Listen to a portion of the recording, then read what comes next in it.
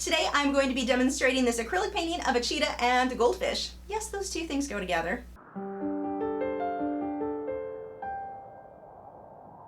Hi, I'm Lisa, the artist behind Lachri Fine Art. Today I'm working on a Fredrix Blue Label Ultra Smooth canvas because I needed a super smooth surface in order to get this background to work right and for the detail that I wanted to do on the goldfish.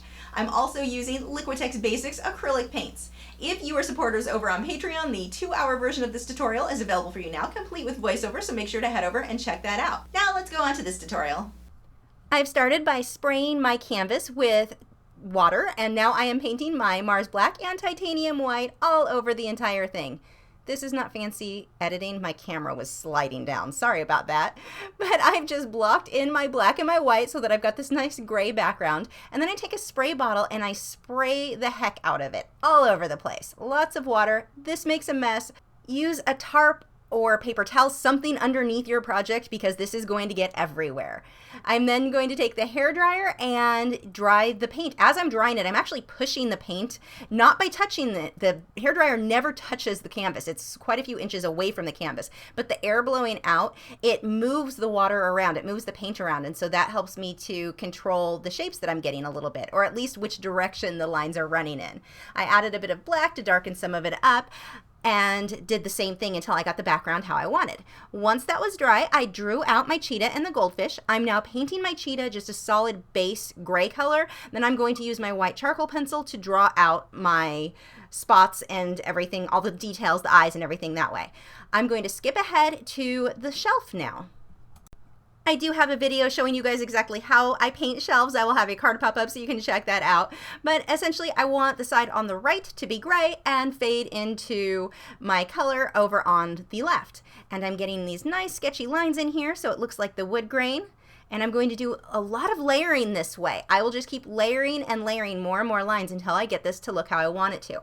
I don't do this all in one color. I usually will use black, unbleached titanium white, and then various shades of browns to get these lines. If you just try to do everything with white or everything with black, it's not going to look very realistic. So I've got quite a few colors in there. Moving on to the goldfish. I have him painted in with gray so that I'm not fighting the pattern in the background. And then I used my white charcoal pencil to draw out all of the details. I have mixed burnt sienna with my Mars Black to get my base color here. I don't want to just go with straight black because he'll end up looking flat and it makes it harder for me to get any depth and dimension in the shading that I'm going to do. So by using this more mid-range black, well, really it's just that burnt umber mixed with the Mars Black, but by mixing those two, I'm going to be able to come back later on with black for the areas that I really want to darken up. Now, the areas of the goldfish that are going to be orange, I've mixed yellow with white because it is more opaque. I had to put that down first. I can't just go straight onto this with orange over the gray because the orange is too translucent. It's not going to show up. If I want that orange to really show up, I've got to do white first. In this case, I mixed a little bit of yellow, so it was easier for me to see exactly which portions were gray and versus the parts that were going to end up orange.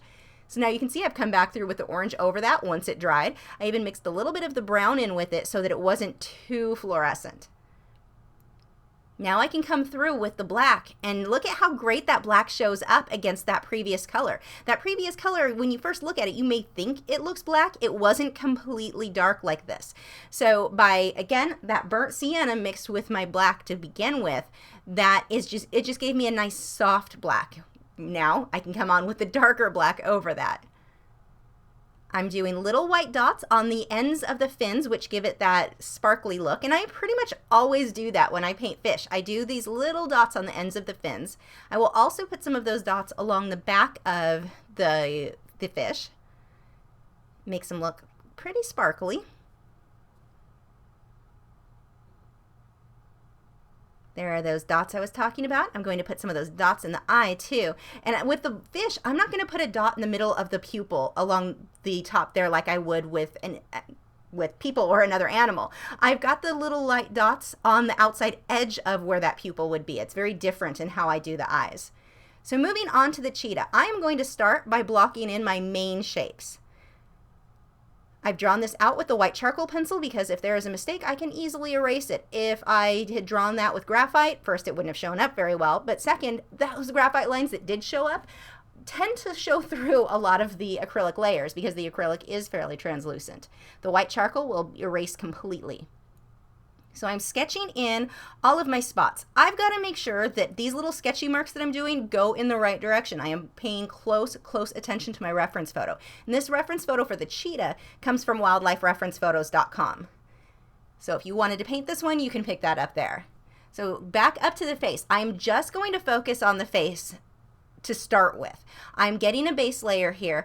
Now you may wonder why I painted the base of my cheetah gray when obviously that's not the color of cheetahs. Well, this one I wanted it to be half gray and half color, and so it was easier for me just to pick a mid-color gray color that kind of worked with both. And now I'm painting the color over that. Now I've got to make sure that this color is a lot darker than I'm going to end up wanting it to be. That way when I come through and paint all of the little hair marks, the hair will show up over it. But this has to be dark enough first in order for that to work. And that can be scary. But if you don't go dark enough, it won't work. So I've got to hit this a lot darker than you would think I would need. And I'm making sure any of the brush strokes that I have do go in the right direction for the fur, so anything that does show through, it's okay if I've got streaks there just because it would just look like fur. So getting that all blocked in, now I can come through and start adding the lighter areas over that. I'm going to skip ahead to the eyes for a minute. Look at how I've got the lightest portion of the eye on the bottom, and it gets darker as it goes up. And I will have to darken the upper section right under the eyelid quite a bit more from that. There's my highlight, and my highlight I will use a medium tone. I don't go bright white for the highlight that goes across the eye. The brightest white portions will be the little dots that I'll come back through and do later on. I'm using a liner brush here. That is a synthetic hog hair bristled liner brush. And all of these lines, I've really got to make sure they go in the right direction for the fur. I've also got to make sure that they're overlapping quite a bit. You don't want just a bunch of random lines everywhere. It ends up looking like confetti. Look at how I've got them clumped and overlapping. That's very important.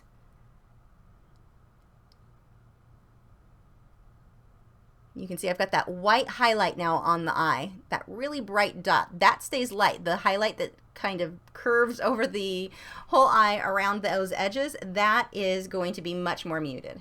And I'll come back later and add blue to that as well. Building up more of those shadows. I'm using a round brush here to get in some of the other spots on the face, making it pretty sketchy. I don't want them to just look like polka dots. I don't want smooth edges there. They've got to be very sketchy. I'm using a flat brush here to sketch in where the highlights are on the forehead now. And this is just a layering process. You're going to have some terrible looking layers like what I have going on now. You're just going to keep building and building until it looks good. One of the biggest mistakes that I see people make is that they call it finished too soon. It's not that anything is bad or wrong, it's just that it's not finished. I want to keep adding these layers, the same type of brush strokes, clumping the hair, paying attention to how long or short hair is in any given area and which direction it goes in. Everyone wants to worry about the color. The color is so not important compared to the other things, like in this case, how long or short each brush stroke is. My contrast, my values, how light or dark things are. Those are the things that really matter. Don't stress yourself out too much about the color itself.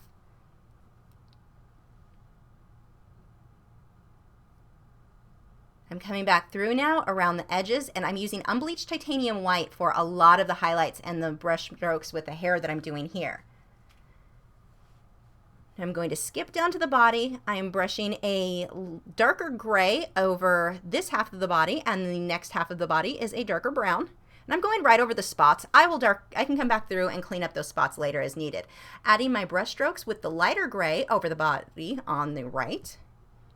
Again, really watching the direction that that fur goes in. I cannot stress that enough. And most of what I'm doing here, this is a pretty small flat brush. And I want to make sure that not every single brush stroke looks exactly like the next. You do want to get variation in there. It looks very unnatural if everything is the same. Now I'm using unbleached titanium white mixed with a bit of burnt sienna and black to get this kind of muted cream gray color that I'm adding the highlights to with this side of the body. And I will add more highlights on top of this. This is just kind of my mid-range. I'm now taking a violet color. I'm mixing some of the burnt sienna in with that, and I'm adding this violet down the back of the cheetah. I'm also going to add a little bit of this to his face and some onto the goldfish in a few minutes. My goal is not for you to look at it and go, wow, that's a purple cheetah. I just want that little bit of a punch to that color. And the violet looks so nice up against any of your oranges or reds. I've got some highlights in there on the fur. Just my final details here. Brightening up areas that didn't stand out quite enough. And the same thing with the goldfish. I'm adding a bit of magenta to those, and I will come back through with a little bit of blue as well for highlights on the top of the fish and a little bit on the reflection in the cheetah's eye.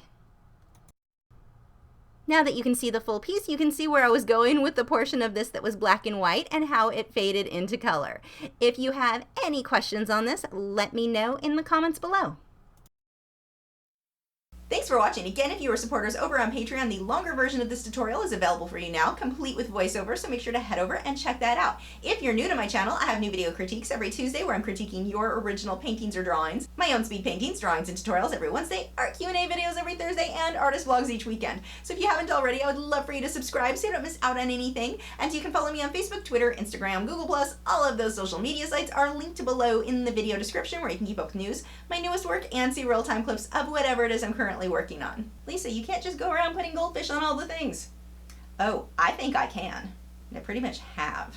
There's goldfish all over in this room right now. Which is weird because I don't own any goldfish. I don't want to work. I don't want to do water changes.